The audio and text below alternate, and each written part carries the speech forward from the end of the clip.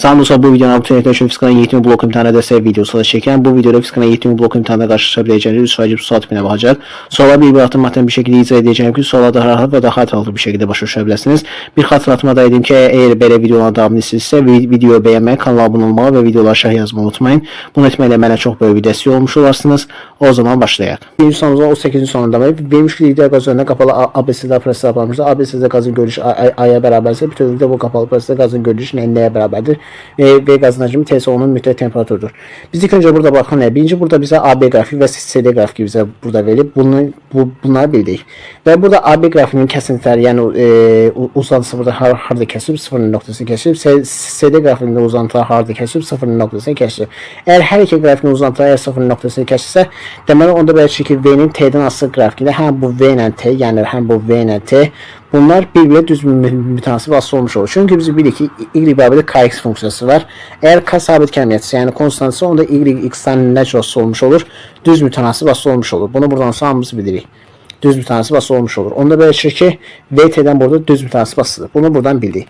Əgər VT-dən düz mütənasib asılıdırsa, VT-dən düz mütənasib asılıdırsa, onda biz bilirik ki, əgər V neçə dəfə artırsa, T o qədər dəfə artmış olur. Çünki düz mütənasib asılıq belədir ki, əgər bir kəmiyyət neçə dəfə artırsa, digər kəmiyyətdə həmin o dəfə artmış olur.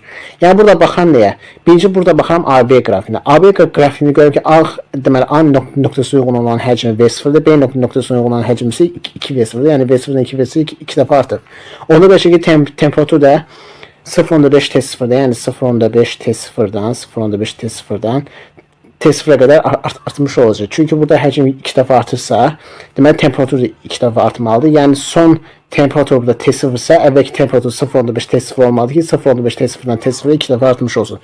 Deməli A'ya uyğun temperatur 0.5 T0, B'yə uyğun temperatur isə T0 olsa, bunu olsa, buradan olsa bizə verir. İndi baxıram mən burada CD qrafikini. CD qrafikində mən görürəm ki, yenə D qrafikinə uyğun olan həcm V0-dır, C qrafikinə uyğun olan həcm isə 2V0-dır. Yəni V0-dan 2V0 2 dəfə artmış olur. Və burada da mən görürəm ki, D xəttinə uyğun olan 1.5 T0, C xəttinə uyğun olan isə, yəni C nöqtəsinə uyğun olan isə temperaturun nə qədər 3 T0-dır. Yəni burada da 2 dəfə artmış olur. Birinci mən burada AB qrafikinə uyğun olan iş düzsünü yazıram. İş nə cür hesabına? A bərabərdir. P deməli P delta V yox. Müəyyən delta T düzsünü hesablayacaq. Çünki burada biz əsasən temperaturunu işləyəcəyik ona görə. Deməli buradan da hesablayan nə? Deməli mü vurulsun, R vurulsun, delta T-ni yeni yazanına T2 çıxsın T1, T2 çıxsın T1. Və bunu buradan hesablayıram. Deməli T2 bizə nə qədər? Yəni son temperaturdur. Son temperatur. Və burada bir şey var ki, AB qrafikini siz görürsünüz ki, qrafik xətti yuxarıya doğru. Yəni daha sonra bu qrafik xəttini görsən həm bu ox yuxarıya doğru qalxır. Yəni başlanğıc temperaturun son temperaturu olur. Başlanğıc temperatur nə qədər 0.5 T0, son temperatura doğru qalxır. Yəni T0'a doğru qalxmış olur. Onda mən son temperaturdan başlanğıc temperaturu çıxıram.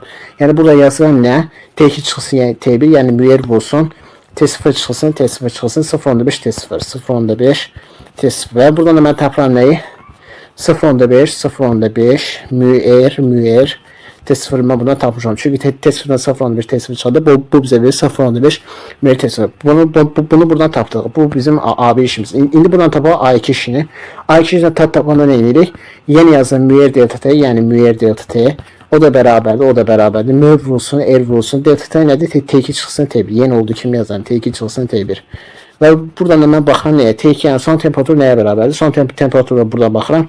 3 T0. Başlanğıc temperatur nə qədərdir? 1.5 T0. Onda mən belə ki, son temperaturdan başlanğıc temperaturu çıxıram. Yəni mü vurulsun, R vurulsun.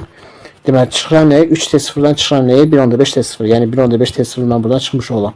0.5 T0, yəni 3 T0-dan da 1.5 T0 çıxanda, burada bir də bir şey var uşaqlar. Mən burada bir şey nəzərdən qaçırdım.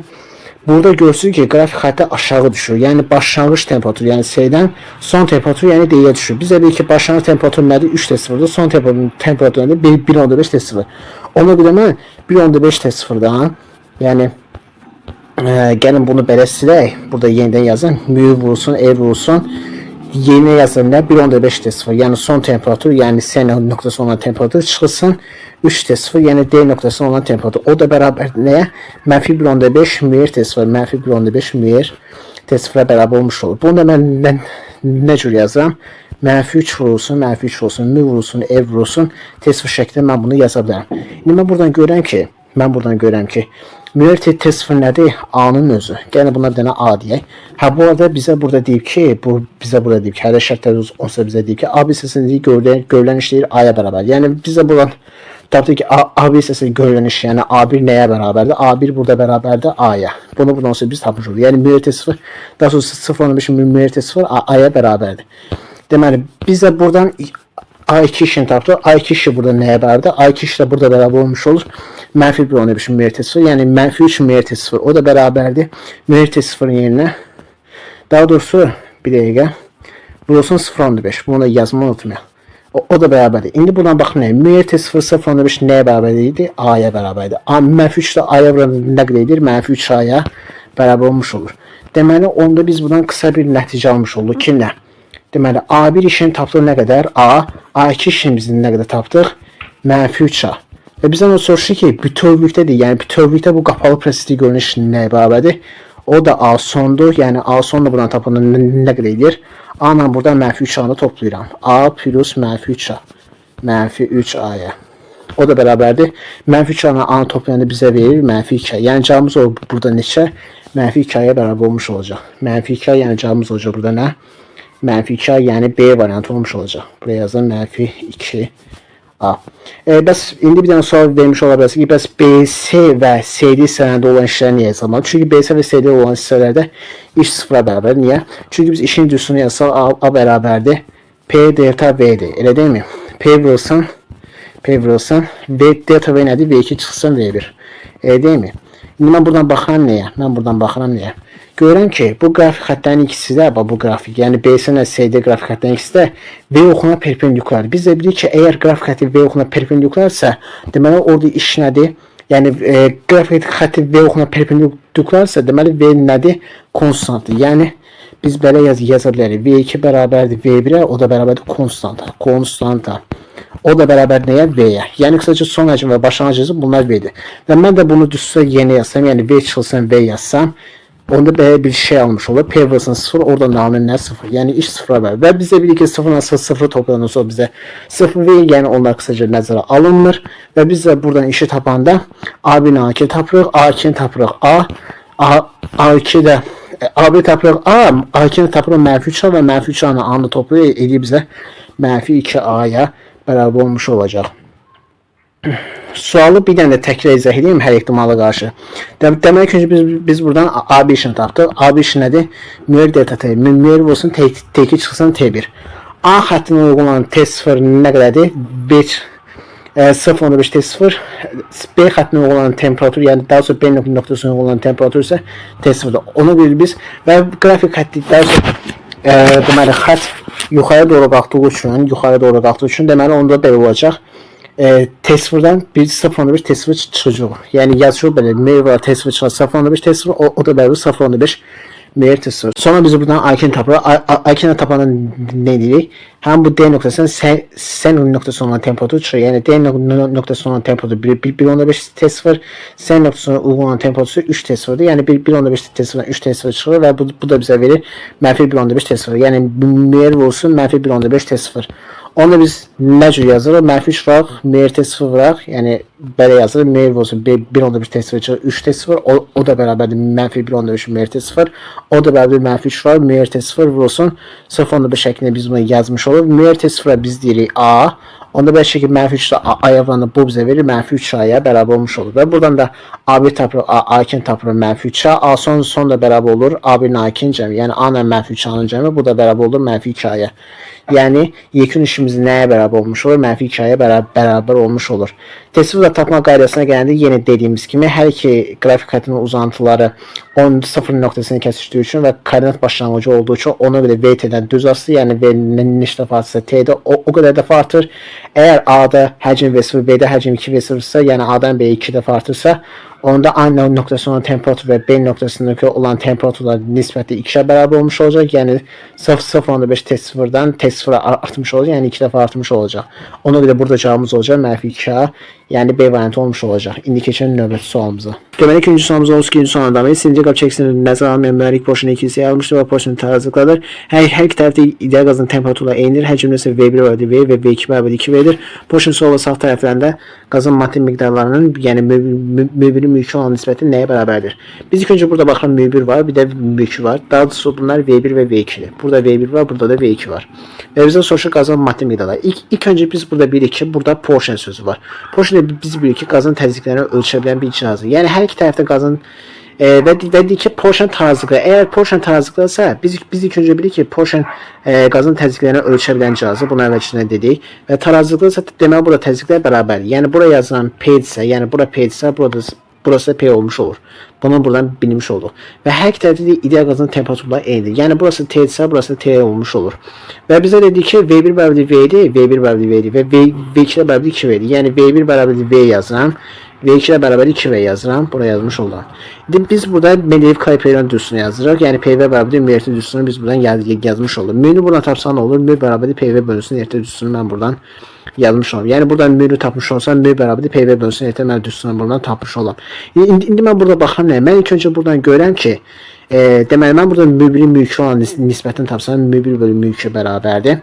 Mən bilirəm ki, M həm P həm də V ilə düz asılıdır. Ona görə belə yaza bilərəm. Düz asılıqsa 1-in 2-şə nəyə bərabər olur? Yəni P1 V1-in P2 V2. Biz demişdik ki, yəni düz asılıq olanda 1-in 2-şə, yəni düz asılıq olanda əgər M1 bölə mülkidirsə, onda burada da 1-in 2 olacaq. Yəni P1 V1 bölsün P2 V2. Amma T ilə nədir? Tərs asılıdır. T ilə tərs asılı olduğu üçün 1-in 2 olanda olacaq 2-nin 1-ə. Yəni T2 bölsün T1. Belə yaza bilərik. T2 bölsün T1. İndi mən buradan baxıram nəyə? Görürəm ki, burada təzyiqlər bizə dedik ki, eynidir. Çünki porsiyon tarazlıqları sözü varsa, deməli bunlar gedir. T2 ilə T1 də bərabərdir. Çünki bizə şərtdə demişdik ki, temperatura eynidir. Deməli bunlar da getdi. Qala bir dənə V1 bölü V2. Deməli M1 bölü M2 nisbəti V1 bölü V2-nin nisbətinə bərabərdir. Və biz də bilirik ki, V1 V2 ilə 2V'dir. Onda buradan V1 sayıqda qalır nə? 2 ilə 1. Yəni cavabımız olacaq 2 ilə 1. Yəni qısaca M1 bölü M2-nin nisbəti nəyə bərabər olmuş olur? 2 ilə 1-ə bərabər olmuş olacaq. Sualı bir dənə təkrar izah etmiş olsa, birinci burada deyik ki, porsiyon tarazlıqlardır. Biz ilk öncə bilirik ki, porsiyon təzyiqləri ölçə bilən cihazdır. Tarazı sözü varsa deməli P1 P2-yə bərabərdir. Yəni burası P isə, burası da P olmuş olur. Sonra bizə deyik ki, temperatur eynidir. Deməli temperaturlara T'lər də eyni olmuş olur. V1 bərabərdir və V2 bərabərdir 2 və bu bizə şərt olsa verir. Bunu olsa buradan bildik. Və bizə təzyiqlər daha sonra maddə miqdarları nisbətən bizə burada soruşur. PV bərabər ümumiyyətlə, bir də bərabər PV bölsün ümumiyyətlə düzsün yazıram. M1 mülki olan nisbəti tapırıq və buradan da biz bilirik ki, PV ilə düz asılı, ona görə P1 V1 bölsün P2 V2 yazırıq. T ilə də tərs asılı olduğu üçün biz də bilirik ki, tərs asılı olanda 1-in 2 olan nisbəti 2-nin 1 olan nisbətinə bərabər olur. Yəni T2-nin T1 olan nisbətinə bərabər olmuş olur. Deməli, buradan da biz bilirik ki, porsiyon tarazlıqları təzyiqləri eynidir, ona görə buna ixtisar edir. T'lər də eynidir, çünki şərtdə verir, ona görə bunları ixtisar edir. Bir dənə qalır V1 bölsün V2. M1 bölü M2-nin nisbəti V1 bölü V2-yə, V1 V'dir, V2 2V'dir, V'lər də ixtisar edir, qalır 2 ilə 1. Yəni cavabımız olacaq buradan 2 ilə 1. İndi keçək növbəti sualımıza. Son 3-cü sualımızdan 45-ci sualından biri vermiş ideal qazın halının dəyişməsi, yəni VT diaqramında vermişdir. A halında qazın daxil enerjisi 200 joule olarsa, B və C halında qazın daxil enerjisi nəyə bərabər olar? V qazın həcmi T o mütləq temperatur bölgə arasındakı məsafədə eynidir. Biz ilk öncə burada baxaq nəyə? Bizə burada T'nin, yəni temperaturun V-dən, yəni həcmindən bizə asılı qrafikini verib. Gəlin ilk öncə biz burada bölgələri rəqəmlər qoyaq, yəni rəqəmlərlə işləyək. Yəni bura deyək 1, bura deyək 2, bura deyək 3, bura deyək 4, bura deyək 5. Sonra gəlirəm bura. Bura deyək 1, bura deyək 2, bura deyək 3, bura deyək 4, bura deyək 5. Bunu buna tapmış oldum. İndi daxil enerji düzsünü yazıram. Daxil enerji düzsünü nəyə bərabərdir? 2 ilə 3 müər delta T. İndi bunu da yeni yazıram. M bölünsün M, vurulsun neçəyə? R T'yə. Mən ilk öncə burada bizə şərt edir ki, verilmiş kütləli. Yəni verilmiş kütləli sözü varsa deməli M konstantdır. Ona görə M konstantdır. Bölündə konstant, ona görə konstanta bölündə bu bizə sabit qiymət verir. Yəni qısaca bu sabitdir. R'də sabit olduğu kimi qalır 2'də 3'də və 2'də 3'də sabitdir. Yəni sabiti və bunu da sabitə varanda bu opsi ifadə bizə sabit qiymət verir və bir dənə qalır burada T. Deməli delta sadəcə nədən asılıdır? Temperaturdan asılı olmuş olur. Bunu buradan tapdıq. Yəni biz burada qısaca temperatura görə işləyəcəyik. İndi gəlində misalımıza diqqətli bir şəkildə baxaq. Biz ilk önce burada A hissəsinə daxil enerji verib 200 kilojoule. Bunu buradan yazırıq. İndi mən burada baxıram temperatura. Mən görürəm ki, A hissəsinin temperaturu 2-dir, B hissəsinin temperaturu 4-dür. Deməli 2-dən 4-ə neçə var? 2 dəfə. Onda daxil enerjilər temperaturla düz mütənasib asılı olduğu üçün əgər temperatur 2 dəfə artırsa, deməli daxil enerji 2 dəfə artmış olacaq. Yəni biz bunu buradan demiş oluruq. Onda deməli burası 200 kilojoule olsa, burası 400 kilojoule olmuş olacaq. Bunu buradan tapdıq. İndi burada baxıram mən nəyə? B hissəsinə baxıram. Görürəm ki, B hissəsinin temperaturu 4-dür, C hissəsinin temperaturu isə 1-dir. Deməli 4-dən 1-ə neçə dəfə azalır? 4 dəfə. Biz də bilərik ki, yenə daxil enerji temperaturu düz mütənasibdir. Yəni temperatur 4 dəfə azalırsa, daxil enerji də 4 dəfə azalmış olur. Yəni qısaca B hissəsinə daxil enerji 400 kilojoule olsa, 4 dəfə azalır. Yəni 4 bölü 4-ə edir neçə? 100 kilojoule. Bunu buradan tapmış oldum. Deməli B hissəsində daxil enerji 400 kilojoule və C hissəsində daxil enerji 100 kilojoule bərabər olmuş olacaq. Yəni burada cavabımız olacaq Y variantı. Bir dənə sualı təkrar izah etmiş olsaq, biz birinci burada T və V hissələrinə uyğun qiymətləri biz buraya əlavə edirik. Yəni bura 1, bura 2, bura 1, bura 2, bura 3, bura 4. Bura yenə 1, 2, 3 və 4. Bu qiymətləri biz buraya əlavə edirik. Sonra burada baxırıq nəyə? İlk öncə biz burada daxil enerji düzsün yazır. Delta bölü 2 M bölü M vurulsun, R vurulsun T. Elə ki burada 2 müəyyətədir. Prosta biz münün yeni M bölüsün M düzsünü biz burada yazmış olur. Və burada da bizə deyir ki, verilmiş kütlədir. Əgər verilmiş kütlə sözü varsa, demək M konstantdır. M də konstant, böyük M də konstant, R də konstant, 2 3 də konstant. Konstantlar bir-birinə vuranda bu opsiya olur neçə? Konstanta bərabər olmuş olur bu ifadə. Amma bir dənə T qalır. Deməli delta yalnız burada T-dən asılıdır. Ona görə biz delta bərabər 2-3 müəyyəti, yəni M bölüsünə vurulsun, R-də düzsünü biz buradan yazmış olur. Və burada biz baxırıq nəyə? Yəni biz burada qısaca temperaturu dəyişdiririk. Yəni bizə A hissəsinin temperaturu 200 kilojoule bizə verir. Biz B hissəsini tapırıq. Biz də bilirik ki, A hissəsinin temperaturu 2-dir, B hissəsinin temperaturu isə 4-dür. Demək 2-dən 4-ə neçə dəfə artıb? 2 dəfə. Onda belə ki, daxil enerji 2 dəfə artmış olur. Yəni 200-dən 202 dəfə artışı olacaq neçə? 400 kilojoule. Yəni B hissəsində olacaq 400. C hissəsini tapanda B-dən üzrə hesablayaq. Bilirəm ki, B hissəsində daxil enerji, daha sonra temperatur nəyə bərabər? 4-ə, C hissəsində nə qədərdir? 1-ə. 4-dən 1-ə neçə dəfə azalır? 4 dəfə. Deməli 400-ə 4 dəfə azalacaq. Yəni 400 bölü 4-ə nə qədər edir? 100 kilojoule eləmiş olacaq. Yəni qısaca B hissəsində 400 kilojoule, C hissəsində 100 kilojoule bərabər olmuş olacaq və cavabımız olacaq Y variantı. Belki bu video fiziksel blok imtihanında karşınıza çıkabilecek 3 vacib sual tipine baktık. Suallar bir adım bir şekilde izah edin ki suallar size daha etraflı ve daha aydın bir şekilde aydın olsun. Ümid ederim ki bu video size çok faydalı oldu. Eğer böyle videolardan birisi videoları beğenmeyi, kanala abone olmalı ve videoları şerh yazmalı unutmayın. Bunu etmeyle bana çok böyle bir destek olmuş olarsınız. Növbəti videolarda görüşene dek her birinizi çok sevirəm. Sağ olun, salamatçılıqla qalın.